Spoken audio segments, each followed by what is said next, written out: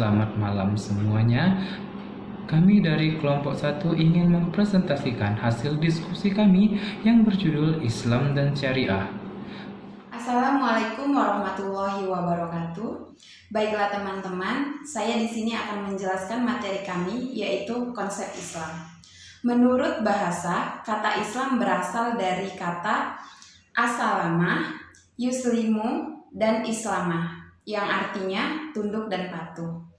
Islam juga berasal dari kata salimun yang artinya suci dan bersih.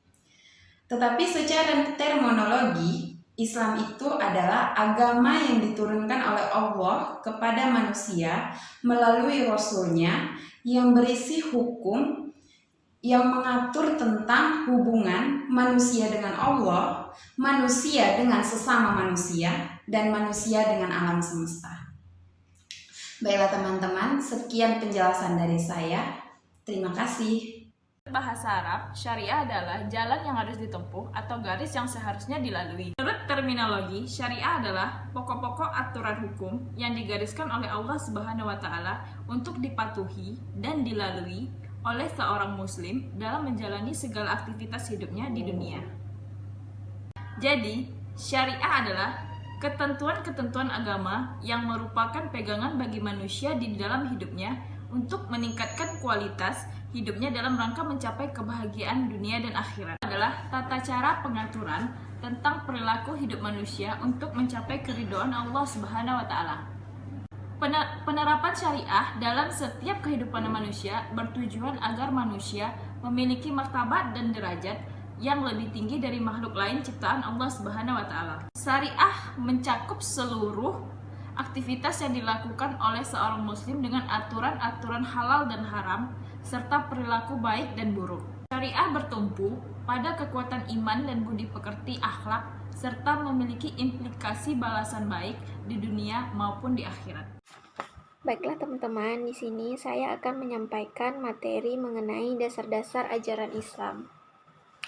Islam itu pada hakikatnya merupakan aturan-aturan atau undang-undang yang dibuat oleh Allah Subhanahu wa taala yang terdapat di dalam kitab suci atau sunnah yang berisi perintah serta larangan yang menjadi petunjuk serta pedoman bagi seluruh umat muslim di dunia guna untuk mencapai kehidupan dan kebahagiaan di dunia serta akhirat.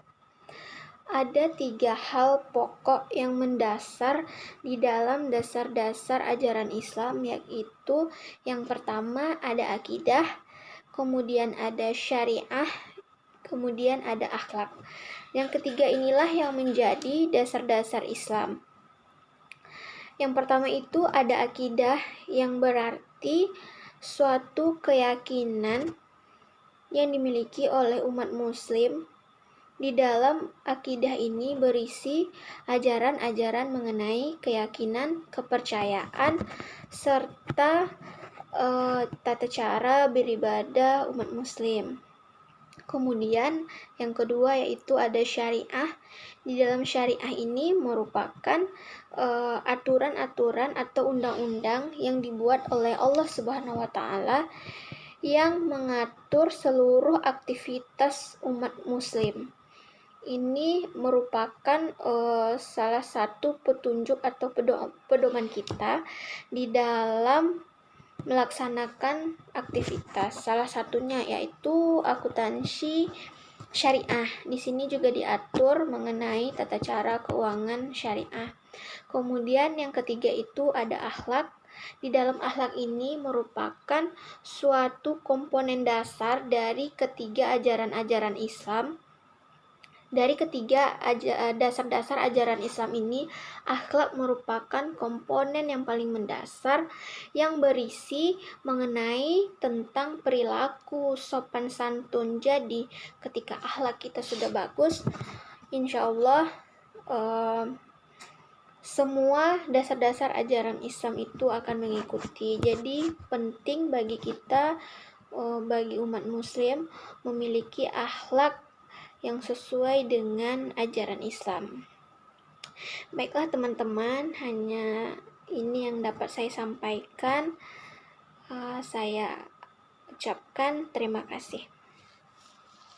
Bismillahirrahmanirrahim. Baiklah, di sini saya akan menjelaskan tentang hukum Islam. Hukum Islam secara istilah disebut hukum syara. Adalah hukum Allah yang mengatur perbuatan manusia yang di dalamnya mengandung tuntutan untuk dikerjakan atau ditinggalkan. Hukum syara hanya dapat diambil dari sumber-sumber hukum Islam, yaitu Al-Quran, As-Sunnah, Ijma' dan Qiyas. 4 mazhab fikih yang bersumber dari para ahli fikih seperti Imam Abu Hanifah, Imam Al-Malik, Imam Asy-Syafi'i, dan Imam Abu Ahmad bin Hambali mengklarifikasikan hukum Islam menjadi 5, yaitu yang pertama yaitu wajib. Adalah suatu perbuatan yang apabila dikerjakan akan mendapat pahala dan apabila ditinggalkan akan mendapatkan dosa. Contohnya seperti sholat, puasa, zakat. Hukum Islam yang kedua yaitu sunnah. Ialah perbuatan yang apabila dikerjakan akan mendapat pahala dan apabila ditinggalkan, orang yang meninggalkan tidak mendapat dosa. Contohnya seperti puasa Senin Kamis, sholat rawatib. Hukum Islam yang ketiga yaitu ialah suatu perbuatan mubah. Itu ialah suatu perbuatan yang apabila dikerjakan tidak mendapat pahala dan apabila ditinggalkan tidak mendapat dosa. Hukum Islam yang keempat yaitu makruh. Ialah perbuatan yang apabila ditinggalkan akan mendapat pahala dan apabila dikerjakan tidak mendapat dosa. Dan hukum Islam yang terakhir yaitu haram. Ialah perbuatan yang apabila ditinggalkan akan mendapat pahala dan apabila dikerjakan, orang yang mengerjakannya akan mendapat dosa. Contohnya seperti mencuri, membunuh, berzina, dan lain-lain. Baiklah, di sini saya akan melanjutkan pembahasan yaitu sasaran hukum Islam. Hukum Islam itu memiliki 3 sasaran. Yang pertama yaitu penyucian jiwa, yang kedua yaitu menegakkan keadilan dalam masyarakat, dan yang ketiga yaitu mewujudkan kemaslahatan manusia. Yang pertama yaitu penyucian jiwa.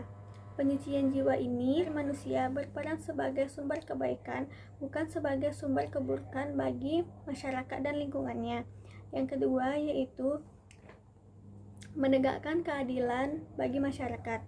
Keadilan di sini merupakan meliputi segala bidang kehidupan manusia, termasuk keadilan di sisi hukum, ekonomi, dan persaksian. Yang ketiga yaitu mewujudkan kemaslahatan manusia. Mewujudkan kemaslahatan manusia di sini dalam Islam dikenal sebagai makasibus syariah atau tujuan syariah. Makasibus syariah berarti maksud dan tujuan adanya hukum Islam, yaitu untuk kebaikan dan kesejahteraan umat manusia di dunia dan di akhirat. Terima kasih. Selanjutnya saya akan menjelaskan tentang sumber hukum Islam. Setidaknya ada 4 sumber hukum Islam yang mesti kita ketahui, yaitu Al-Quran, hadis, ijma, dan qiyas. Yang pertama itu Al-Quran. Al-Quran adalah kitab suci umat Islam yang mulia. Ini berisi kalam Allah yang paripurna, yang berisi segala hal yang menjadi panduan umat Islam dalam menjalankan kehidupan. Inilah sumber utama hukum Islam. Sumber-sumber hukum yang lain juga tidak boleh bertentangan dengan apa yang dikandung di dalam Al-Quran. Katakanlah ijma dan qiyas tidak boleh melenceng dari sumber utama, yaitu Al-Quran. Sumber hukum Islam yang kedua itu hadis. Hadis atau as-sunnah adalah berasal dari kata al-hadis yang artinya adalah perkataan, percakapan, ataupun berbicara. Dari definisi umum, hadis adalah setiap tulisan yang berasal dari perkataan ataupun percakapan Rasulullah Muhammad SAW. Baik, di sini saya akan melanjutkan penjelasan tentang sumber hukum Islam yang sebelumnya telah dijelaskan oleh Gia. Saya akan menjelaskan sumber hukum Islam yang ketiga dan keempat. Sumber hukum Islam yang ketiga ada ijma. Ijma adalah kesepakatan para mujtahid dalam suatu masa setelah wafatnya Rasulullah SAW. Ijma ini tidak boleh bertentangan daripada Al-Quran dan As-Sunnah. Yang keempat ada kias. Kias adalah suatu proses penyingkapan kesamaan hukum suatu kasus yang tidak disebutkan dalam suatu dalil baik di Al-Quran dan As-Sunnah dengan suatu hukum yang disebutkan dalam dalil tersebut karena adanya kesamaan dalam alasannya atau yang disebut dengan ilat.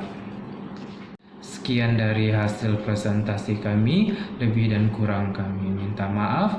Dan bagi teman-teman yang ingin bertanya, kami persilahkan. Wabillahi taufiq wal hidayah. Wassalamualaikum warahmatullahi wabarakatuh.